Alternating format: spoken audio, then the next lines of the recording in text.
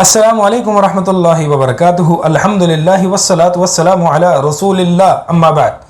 آپ نے یہ جملہ تو بکثرت سنا ہوگا کہ میں نے مسلمان تو یہاں دیکھے ہیں لیکن میں نے اسلام مغرب میں دیکھا ہے. میں نے مسلمان تو یہاں دیکھے ہیں لیکن اخلاق وہاں دیکھے ہیں مغرب میں.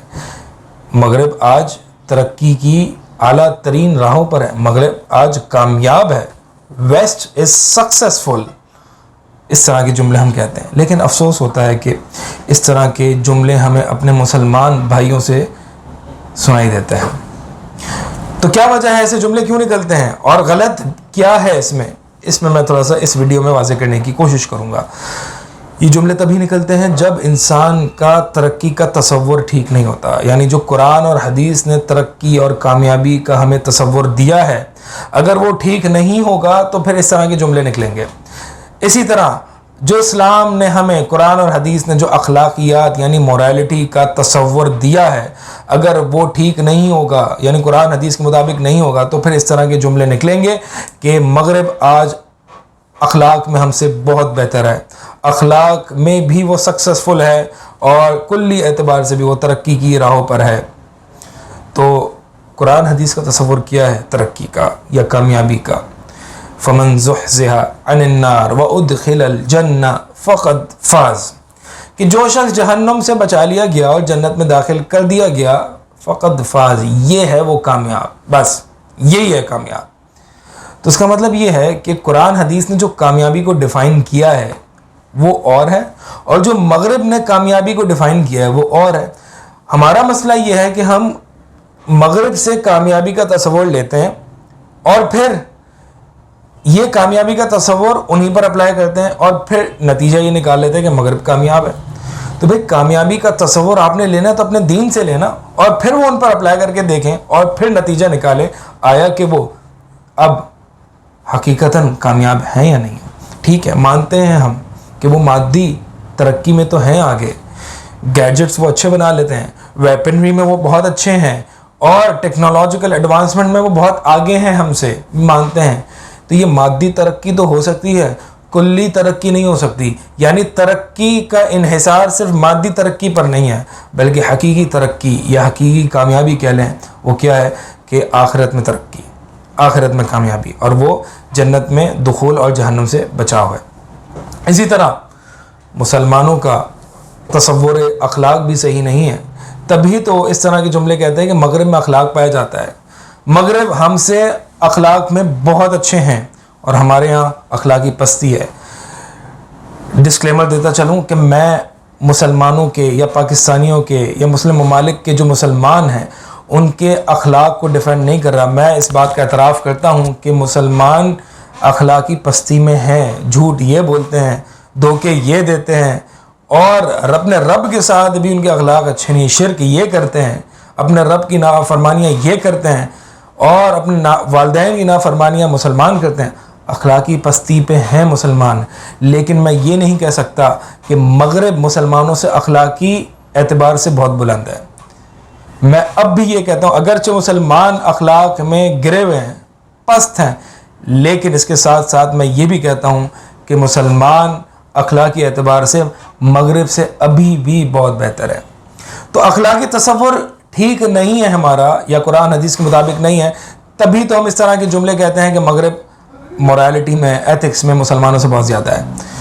تو شاید کہ ہم نے مغرب میں یہ دیکھ لیا ہے کہ وہاں پہ لوگ سچ بولتے ہیں، وہاں پہ لوگ دھوکے نہیں دیتے، وہاں پہ کرپشن نہیں ہے، وہاں پہ لوگ آنیسٹ ہیں، وہاں پہ ان کی بزنس ڈیلنگز جو ہیں وہ سچی ہیں، آنیسٹ ہیں.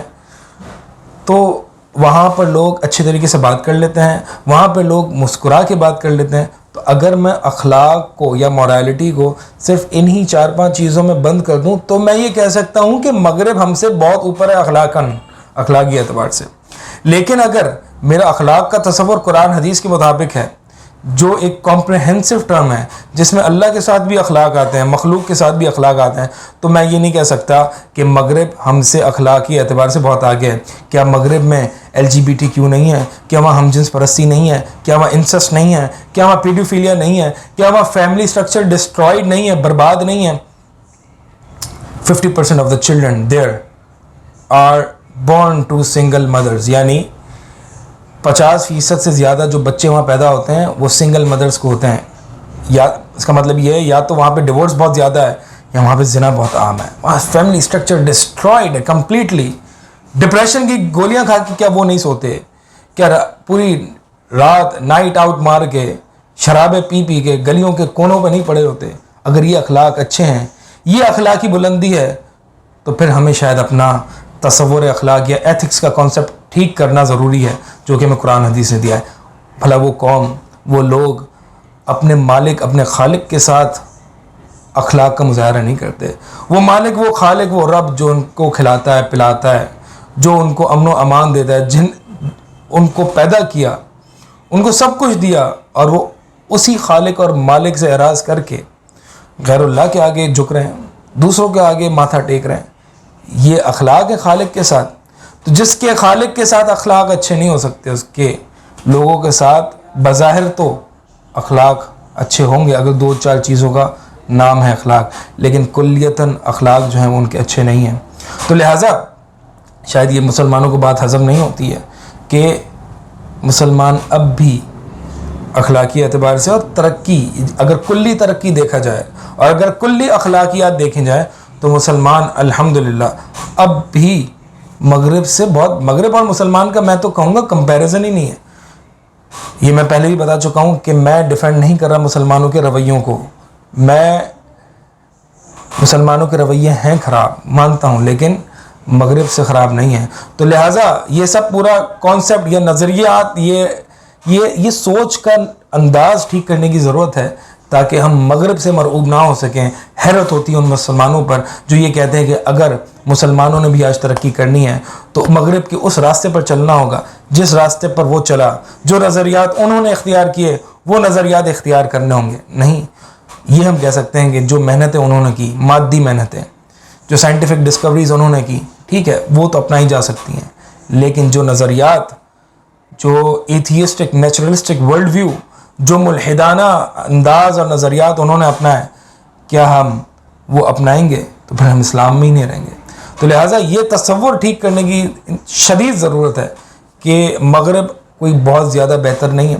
اللہ تعالیٰ نے اپنے نبی صلی اللہ علیہ وسلم کو قرآن میں جگہ جگہ یہ کہا ہے، فَلَا تُعْجِبْكَ أَمْوَالُهُمْ وَلَا أَوْلَادُهُمْ، آپ کو ان کفار کے مال، ان کی ویلتھ، ان کی گیجٹس، ان کی ٹیکنالوجیکل ایڈوانسمنٹس، ان کی اولاد، ان کی لگژریز آف دس لائف، یہ آپ کو مرعوب نہ کریں، تعجب میں نہ ڈالیں، یا آپ کو سرپرائز نہ کریں. اللہ تو ان مال اور اولاد اور اس دنیا کے ذریعے ان کو سزا دینا چاہتا ہے، ان کو عذاب دینا چاہتا ہے. تو لہٰذا اللہ کے نبی صلی اللہ علیہ وسلم کے دور میں بھی سپر پاورز تھیں، رومنز اینڈ پرشینز. کہیں نہیں ملتا کہ صحابہ اور اللہ کے نبی صلی اللہ علیہ وسلم مرعوبیت کی نگاہ سے ان کو دیکھتے تھے کہ ہمیں بھی پرشینز یا رومنز کی طرح ہونا چاہیے اور ہمیں بھی جو ہے وہ اس طرح کی راج کرنا چاہیے اور دنیا میں ایسی ترقی، مادی ترقی کرنی چاہیے. نہیں، اگر یہ سوچ آئی بھی ہے تو وہ اس لیے آئی ہے کہ ہمیں دنیا پر غالب آنا ہے. وہ اس لیے آنا ہے تاکہ اللہ کا کلمہ اسٹیبلش کیا جا سکے، توحید اسٹیبلش کی جا سکے. تو اگر دنیا پہ راج کرنے کی سوچ ہے بھی اور سپر پاور بننے کی سوچ ہے بھی، نظریہ ہے بھی، تو وہ صرف اس لیے ہے کہ لا الہ الا اللہ کو اسٹیبلش کیا جائے، نہ کہ مادی ترقی اور اپنے آپ کو سکون اور کمفرٹ زون میں اور اپنے آپ کو جو ہے وہ مادی ترقی کی راہوں پر لایا جا سکے.